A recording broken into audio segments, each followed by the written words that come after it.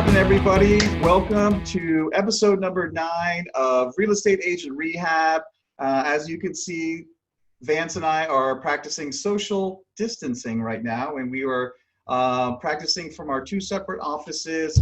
I'm broadcasting from our main office, our main branch, and so I'm here because we have an escrow division here and some essential services that we have to do. And Vance, where are you at right now? I am at my home office, which doubles as my living room. I have my baby Yoda behind me, if anybody can see him. He's keeping me company throughout the days. Oh, is that what that is? I couldn't tell for the longest time. Thanks for pointing that out. And it's an interesting world that we're experiencing right now. But I don't want to say this is the new norm. I just want to say this is a bump in the road. Right.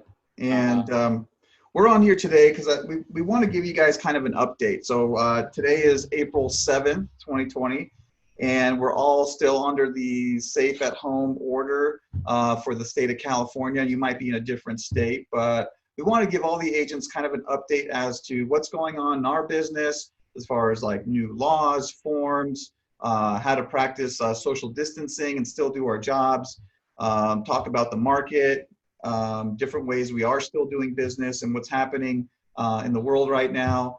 So it's an important episode for you to tune into, and because we have a lot of great information. And I apologize in advance if a lot of it is going to be a little bit more hyper focused towards the state of California, because that's obviously where we practice in. But I'm sure there's a lot of the same practices that you can practice in your state if you're watching from a different state or a different country. But we wanted to share this message with you guys because it is critical, it is important to maintain our own businesses and obviously maintain safety and health of others going through this time. Absolutely. It's interesting. We have so many different city, state, county, federal, laws that we have to deal with, jurisdictions. I can't imagine what it's like in other countries or just kind of around the world.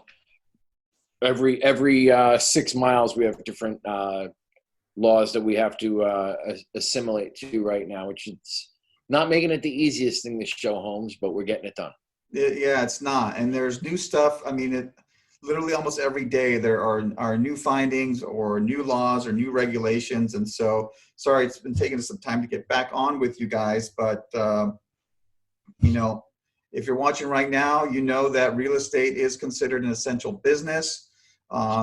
We have orders from the federal government, from the state government, the county's government, city ordinances. So it varies from which ordinance you get, depending on what could be an essential business or not.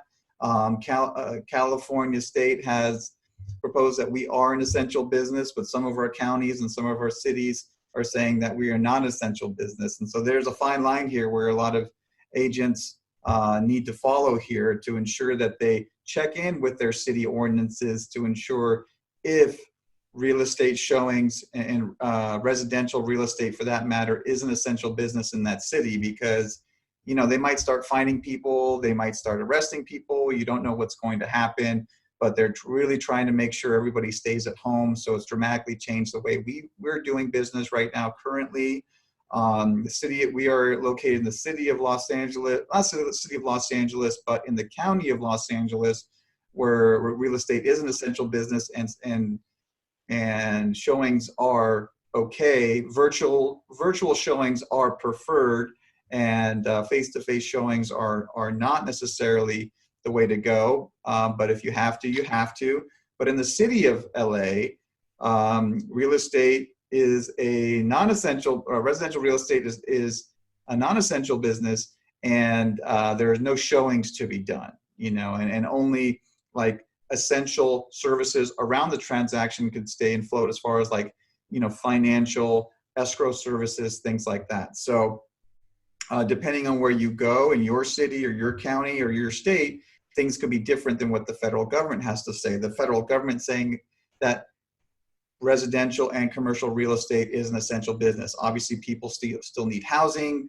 People need a place to go. You might find people that are downsizing or upgrading, or for that matter, depending on what industry they're in. So real estate is an essential business. Is that right? So the city is still a non-essential, but the city of LA is non-essential, but the county of LA, from what I understood, was. Correct. So the city order supersedes the Right. county Right. and the federal. So city of LA is saying no face-to-face showings. So what that means for LA, like you could be in some areas that are unincorporated areas of LA, like, San Pedro, for example, or Harbor City, some of these cities that are in LA but have different city names that run under the city. Yeah. Technically we shouldn't do showings. Are agents still doing showings? Yes. It's definitely happening. But technically it shouldn't be. Even though the state of California says that we're an essential business. Same with the federal order as well. Yeah, it's an interesting kind of map that we're trying to follow, and that brings us to showings. Actually going out and number one, marketing homes, and then showing them. Marketing, for the most part, what I'm finding in marketing my properties is it's really not changing all that much. Most of our marketing over the past few years has migrated to multimedia marketing, where it's social media, online, doing photos, videos, pushing that stuff out online, doing more email blasts, utilizing the CRMs that we have, the contact relation management systems, and really maintaining those what do you call it, the libraries of names, specifically your clients, your past clients, and getting information out to them. Again, marketing hasn't really been able, affected all that much, because we can still do tons of Facebook advertising and Instagram advertising, some YouTube advertising. So there's definitely ways to push your properties out there, as long as you can get them photographed and videoed properly. That seems to be the big hitch right now. I have a lot of agents asking me if they can just go out and do video walkthroughs of their properties on their cell phones. And the answer is, of course you can. But is that the way you want to show a home? And that turns into a bit of a situation. And I had another agent the other day. We had a property that they loved online. They thought it was just the greatest property in the world. And it was actually a property that was, what do you call it? You had to see it before, you had to make an offer before you could see it. You had to have an accepted offer before you could see it. And they finally got in to see it, and they walked in, and the photos were so doctored that they pulled their offer. Mm-hmm. So, as agents, what we want to do is we want to make our properties look as good as possible. But in the same right, we want to make sure that we're not doctoring our photos to make them look better than what they are. And a lot of agents will have their photographers really Photoshop up the properties, really clean up the walls and brighten things up. To an extent, that's okay, but you don't want to mislead the client. You want them to get the most realistic impact of the property. Now, when you're showing a property, there's a whole nother set of rules that we have to deal with. And this is going way outside a lot of people's comfort zones. Myself included, when I show homes, I sell homes. Amir, I think you do the same thing. I don't sit back and let a client walk through a home. I lead them through the home. I show them what's going on. It's all about, over here you have a living room where you can have parties and you entertain. And I kind of position people to kind of make them feel like they're in the home and using it. And now we can't do that. Now it's, hand them gloves, a mask, sanitary wipes, booties, open the door and wait in the car for them. There's a disconnect. There's a real disconnect where you're not experiencing that, not only that interaction with the client, of them seeing the property for the first time. You're not getting to hear the conversations. And, that's where that's my bread and butter, when I'm showing homes, is the conversations that are happening around us. And again, I think, Amir, you're kind of in that same boat where we both come from other sales backgrounds and we've just used that and brought it here. But, coming from the car industry and what I was doing in the past with the markets and the thing, it was all about interaction with husband and wife. And, Yeah, I mean, doing a presentation, for a client and then giving them a tour and giving them all the features and benefits and how having them envision themselves in the home in that sense. I mean, those days are kind of over. I mean, you can do the best you can from afar and practice social distancing and stay away from them while you're doing the showings, but it's definitely not the same. It's not as interactive. You can't have those connections like we used to do. And that's why all this digital marketing is so critical now, and doing these 3D virtual tours and having the proper online marketing with obviously true pictures and no Photoshop and things like that. Yeah. So I think where we come back to getting the personal one-on-one stuff is doing these, Mhm. Having setting up a call after they see the, 2 or 3 properties you're going to show them for the day. You come back and you do a Zoom call where you get on and you speak about each individual property. Mhm. Something that I always use when I'm showing properties is our MLS has a buyer showing sheet that it's a flyer, and it's actually got notes at the bottom of it, lines on the paper for notes. And I would always hand the client, a booklet of all the properties we were going to see that day, the 2 or 3 that we're going to see, and ask them to take notes. And I'd give them a pen. And I would take my own notes where, as I walked through the property, I'd take notes on it so I could go back and we could have conversations. Because after you see 2 or 3 properties in a day, whether you're with them or not, they all blend together. What room was what, and where was this, was that balcony in this house or that house? And that's where it's good to bring these conversations back, where you can see each other, share each other's notes, and talk about the properties.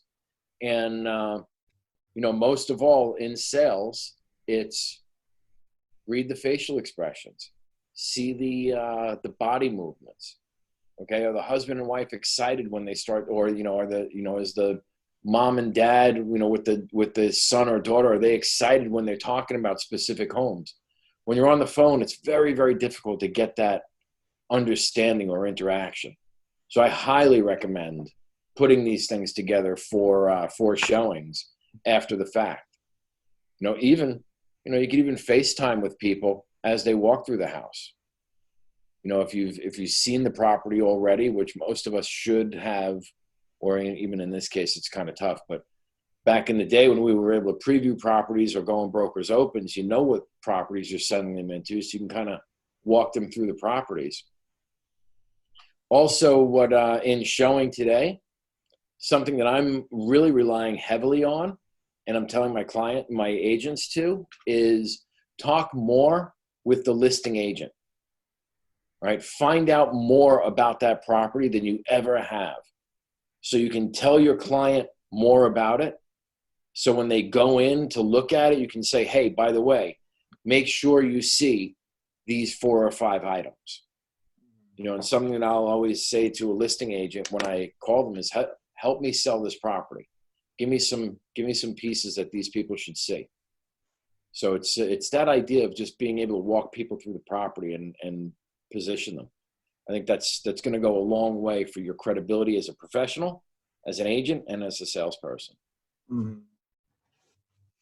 Yeah. So, I mean, everything has changed. Showings, obviously not being able to do open houses, no brokers opens. So we have to just kind of rely on, hopefully working with somebody who's motivated enough to get out there and go look at houses, right? Yeah. Ensuring the clients are totally vetted and qualified, because we're seeing deals that are falling out of escrow because they were on some special loan program when everything was normal and they were doing 100% financing or whatever it was, and or a bank statement loan, and a lot of these private investors have pulled out, and so a lot of these programs went away where that a lot of buyers could get on with. So if these buyers are motivated, obviously they have a burning desire to go buy or sell their property, and then obviously making sure that they're qualified and motivated to do so and close, because you can easily back out of a deal right now considering what's going on. Yeah, and the bottom line is, if you have a client going out looking at homes right now, they want to buy a house. I mean, you really need to close them, and you really need to find out if they're going out and they're looking at 4 or 5 houses and not buying something. Mm-hmm. You need to look inward and find out what you're doing wrong if these people aren't buying something, because they're walking into.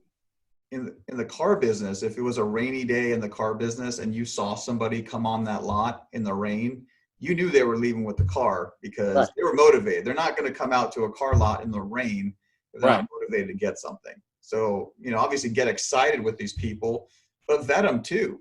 Don't be afraid to ask for bank statements, pre-approval letters, and everything you need to ensure that they're qualified. Have that conversation with their lender. Ensure, hey, are your doors going to be open in 30 to 60 days, and are these programs still going to be in place? And, maybe don't work with that, that lender, or have your client work with that lender that's a kind of a small mom and pop lending house. Right. Maybe ensure they're with a bigger bank that can close, because I'm seeing all these small mom and pop brokers left and right scrambling on deals. That's as a listing agent, I want to see my client, I want to see my buyers coming in pre-qualified with the big box banks. I honestly want to see, the Wells and the City, Citibank and Chase. I want to see big box banks backing these guys, not no-name mortgage companies that I don't know about, because we're going to talk about that in a few moments about the stock market. But a lot of these no-name mortgage banks are actually lending through what do you call it, funds? Private funds. And what happens there is, when the market dumps, these guys have no money to lend. And, that becomes a big problem. And, that can hinge day to day. I personally had a deal fall apart the other day where the lender went out of business 3 days before we were funding. And it was a big deal. And it's not uncommon right now, for these hedge funds to fold up shop, or just say, you know what, we're not lending money right now. We're just gonna hold on to what we have. So just make sure you're vetting your buyer as well. Now, on top of that, there's a bunch of forms coming out from our agents, from our board alone. I'm sure they're coming out all over the country, but we have a couple forms, Amir, that you were talking about earlier in another meeting.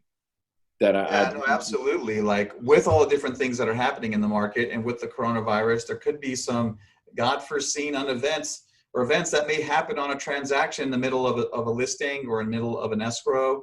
And so the state of California has come out with 6 new forms for us to use, 2 of which that are related to leases, which we're not going to talk too much about those, but setting up different payment plans for rent, where some tenants that are affected by the coronavirus maybe lost their jobs or have been sent home because they're non-essential business, where they can put their rents on pause, which is obviously pretty awesome for tenants, not so good for the landlord. But if the landlord does have a mortgage, you can put your mortgage on pause too, which is great. But more so, there have been some addendums and amendments that have come up to our listing agreements, just general advisories around the coronavirus, that we should have both buyers and sellers sign. One of them, and this is just for the state of California, and I'm not an attorney, I'm just going over the forms here, but let me see if I can pull this up on the screen here. I'll tell you that the first form that just came out, the COVID-19 form, you know, being able to cancel the deal at any stage. That saved my client's butt. You know, he had $100,000 good faith deposit in, and 3 days before we were scheduled to close, the deal went south. Mm. All contingencies were removed. Everything was removed. Mm. And I mean, docs were out. Docs were out. They were ready to be signed.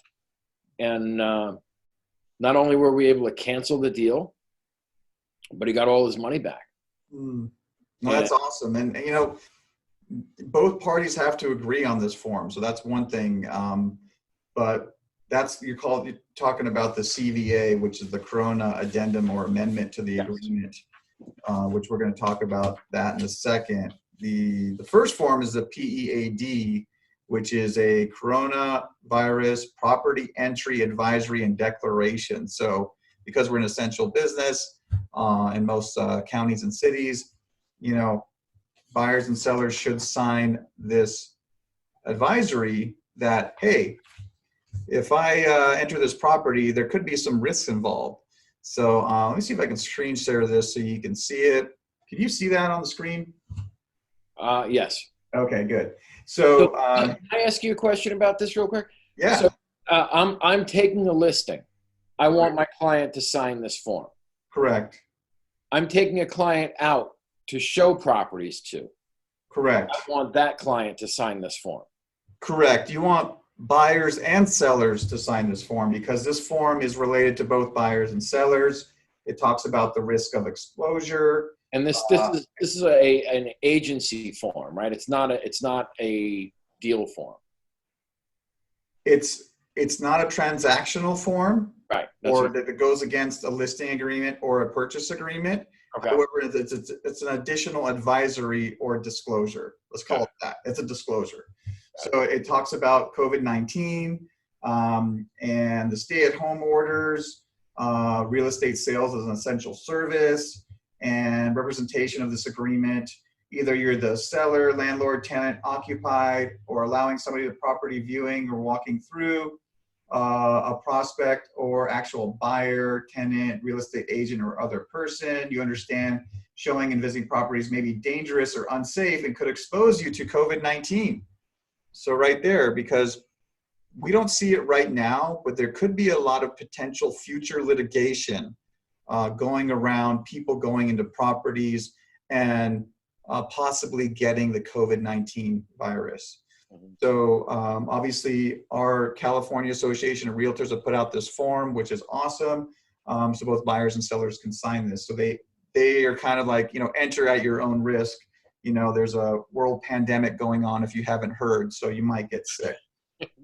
If you live under a rock. Yeah, if you live under a rock, you know, this is what's actually going on in the world. So you understand that if you engage in any activities or violation of the law, including federal, state, county, or city orders, you are acting against the advice of the broker. So here it goes to protect the broker.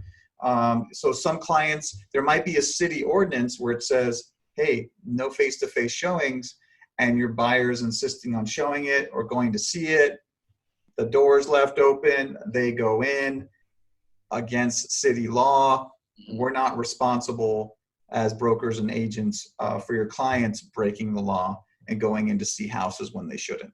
It talks a little bit more about you know, the safe at home or safer at home policies, shelter in place orders, practice social distancing, don't go out in groups, don't touch surfaces at a property, and make sure you use face masks and sanitize yourself, things of that nature. And after viewing the property, visitors should discard any gloves, masks, coverings worn, and wash their hands with soap and water for at least 20 seconds. So it kind of gives you a social statement here. You know, if you're going to discard your gloves and your sanitary wipes and stuff, don't do it on the ground. I mean, I don't know about you, but down by me, I'm in right here. I go to my local supermarket.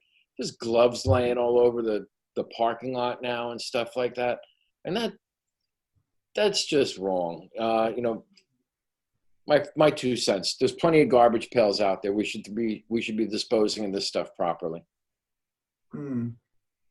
Absolutely. You got to respect, I mean, just because we're in this pandemic doesn't mean that you can just litter and no one's going to, be affected by that.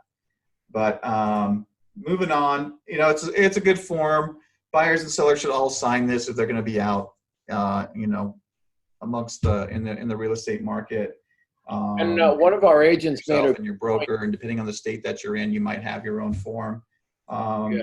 Another form that they came out with was the listing agreement, coronavirus addendum or amendment, which kind of amends or adds an addendum to a listing agreement that we might have in place.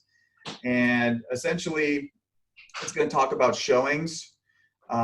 It gives the seller the option to not allow showings, because the seller might say, I don't want anybody to come into the home. And if they want to buy it, they have to buy it sight unseen. Mm-hmm. That's not against the law, so they can definitely do that. Somebody can just give you a bunch of cash and say, move out and I'll buy it and I'll check it out after I'm an owner. So that's possible. It's not likely, but it is possible. I think most sellers in this market are going to be flexible, and they want people to come in, and obviously qualified buyers to come in that are serious, and hopefully you've done all the other marketing up front, like the 3D virtual tours, professional photographies, drone video, or whatever else that you could do to give them the best feeling of the home before they come in. But this is just going to basically disclose whether or not the seller's agreeing to letting people in, number one, and then letting them know about the other activity that might be happening on the property during the transaction, like taking photography, installing signage, preparing an agency disclosure, conducting a homeowner association site inspection, preparing an appraisal, any other type of government inspections that might be due, putting up a tent, fumigating. So the list goes on and on.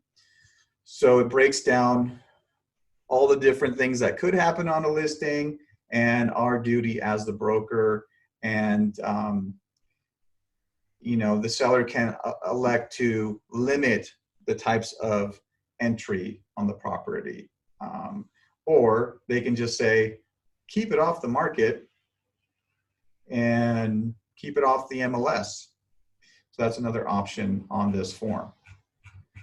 So there's that guy. And I think the form that you were talking about was the coronavirus addendum or amendment, which has been updated, where you can put this one on with your offer and have both parties sign off on it so they're aware of it.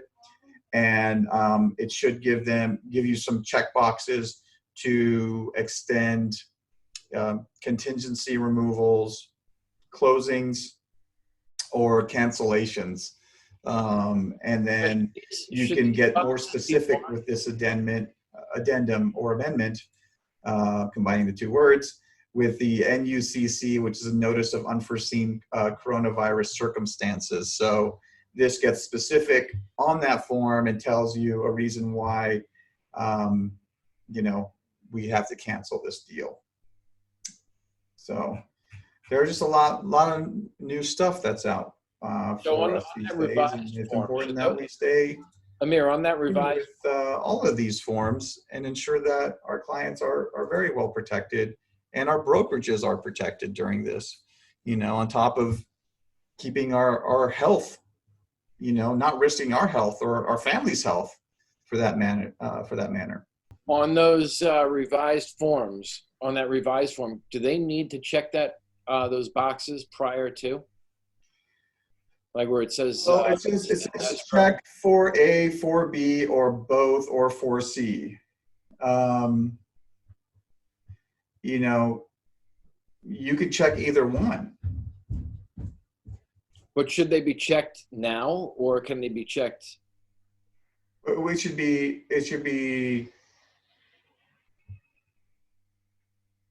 It could be all checked now, or it could be left blank. But I think if you leave it blank, it essentially negates the form itself. Right.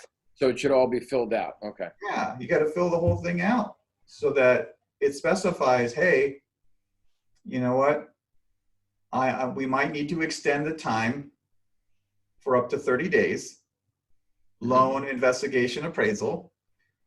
We may need an additional 30 days for an extension to close property, or if you're going to do C, this agreement shall be canceled upon the acceptance of the amendment. So obviously you're going to do C if you're both going to mutually cancel. It could be A or B. Got it. All right, and now that moves us to our final segment, which is what's going on in the market. And you know, I'll talk very quickly about our hyper-local market in the South Bay, and also what we're seeing a lot of right now is people are, you know, they're watching the stock market for the first time, or they're hearing these numbers and they're wondering what is going on. Well, in February of this year, we hit a high of over 29,000 on what's called the Dow, okay, which, to give you an idea, back in 2009, in the stock market crash, the crash went down to 6,000, okay, and it dropped about 8,000, almost 9,000 points. Since now, when I was on Wall Street, they told us we would never see 10,000 again. We were at 6. In February, we topped out at 29, almost 29.6. So we almost hit 30,000, which would have just been earth-shattering. And then we fell off the cliff. All right, and we went from 29 to 19. We bottomed out in March at 19,000. Now, what I say to all this is when I was talking to clients, and you know, my agents were telling me, "Oh, my client is waiting for the market to crash." Well, call them up because it crashed.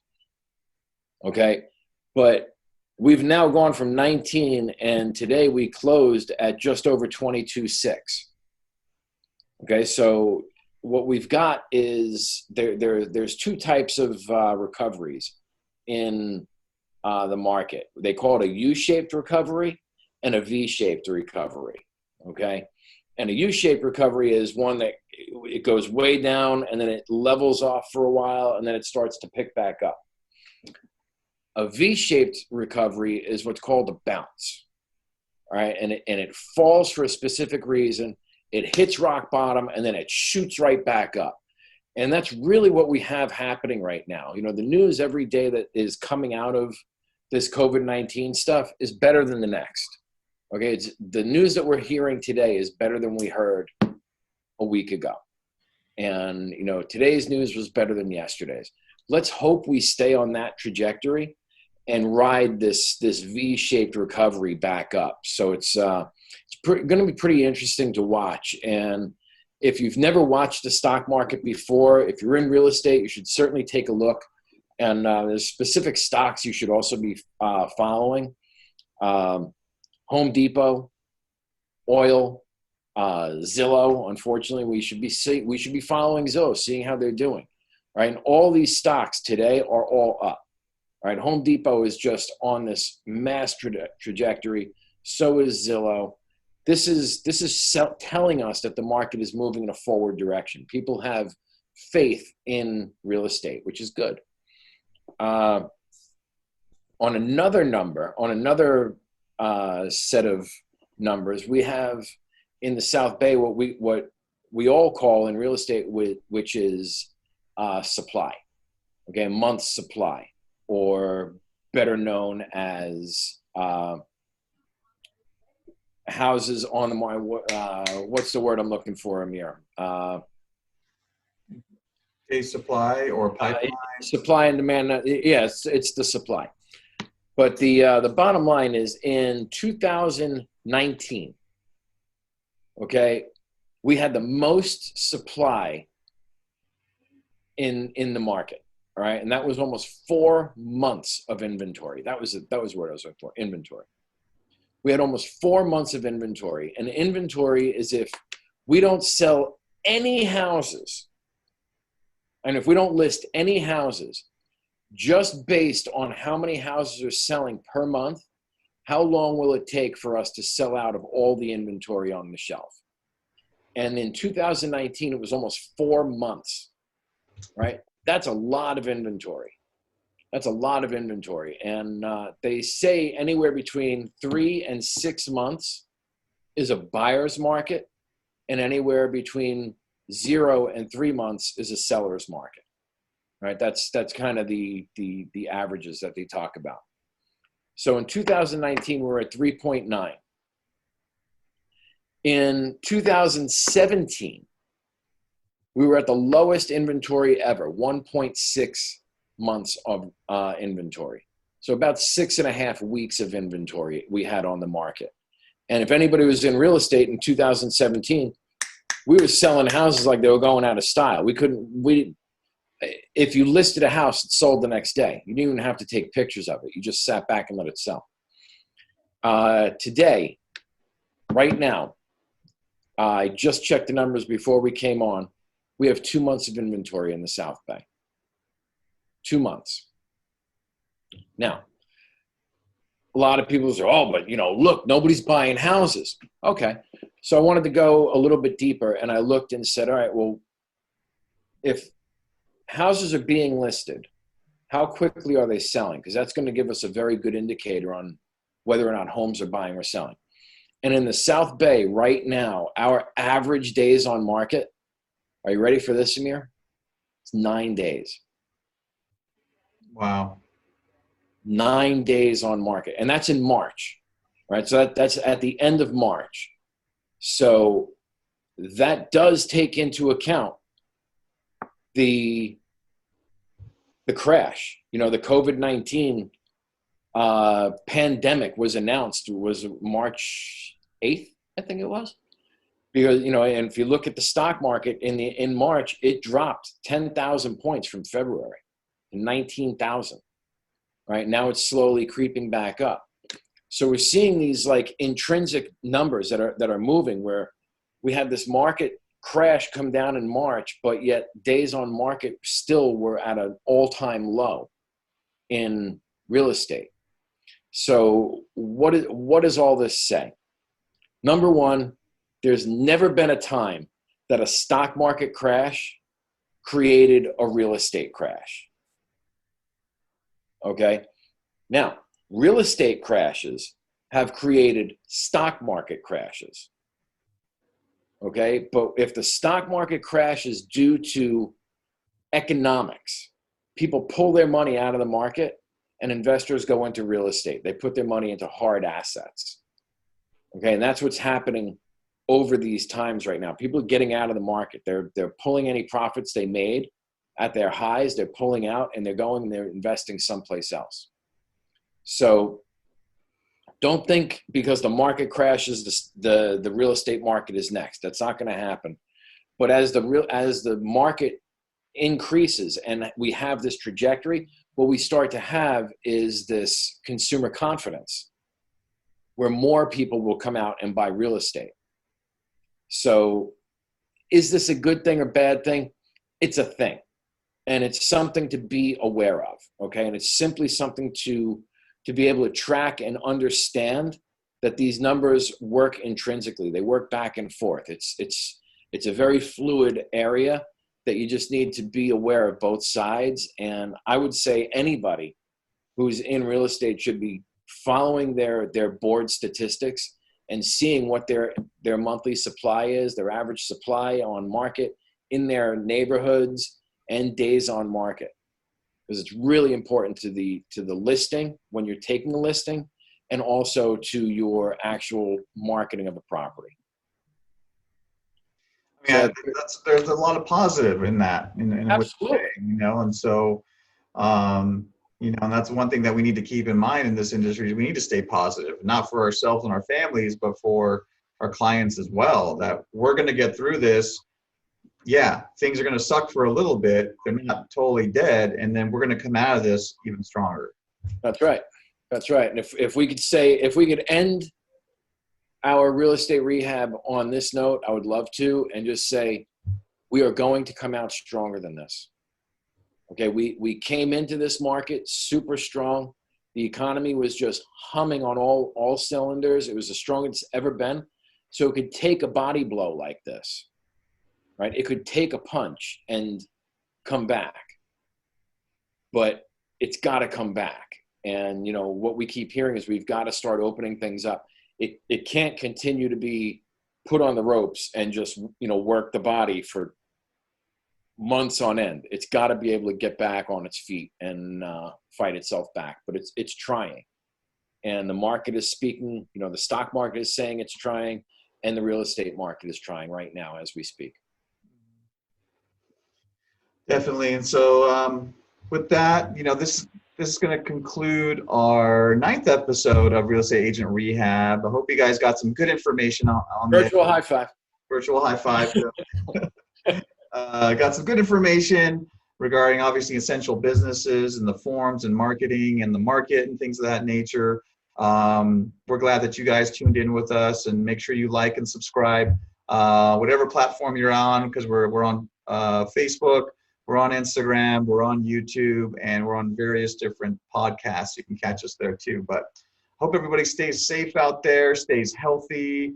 You stay inside, you're practicing social distancing, and just have faith that we are all going to get through this. Absolutely. Thanks, everybody. We'll see you soon. We'll see you next time.